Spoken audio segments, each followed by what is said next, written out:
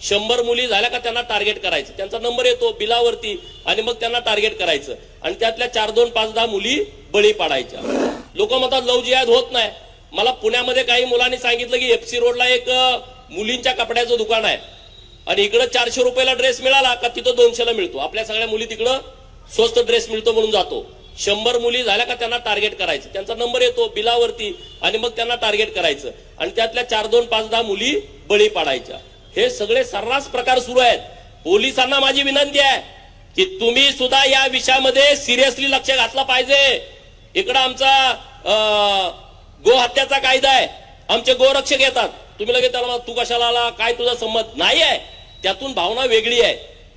आमची देशी गोवंशाची गायी वाचली पाहिजे ही आमची भावना आहे. आमच्या मुलींना पुण्यामध्ये आल्यानंतर शहरात कुठल्या पण जावा, लव्ह जिहादचे प्रकार खूप आहेत आणि हे थांबले पाहिजेत ना. थांबतील कसं? आता isakal.com आहे देशातील नंबर 1 ची मराठी न्यूज वेबसाईट. प्रत्येक अपडेटसाठी isakal.com ला नक्की भेट द्या. आपल्या मुलीवरती आपण चांगल्या पद्धतीचे संस्कार केले पाहिजेत.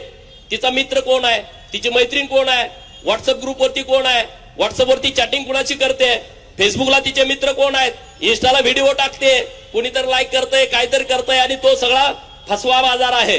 कोणाची तर जीन्स उसनी घेतात, बूट कुणाचा तरी उसना, गाडी कुणाची तरी फोटो काढाय पुरती, शायनीची गाडी फेसबुकवरती पोरी ना ते फसवतात.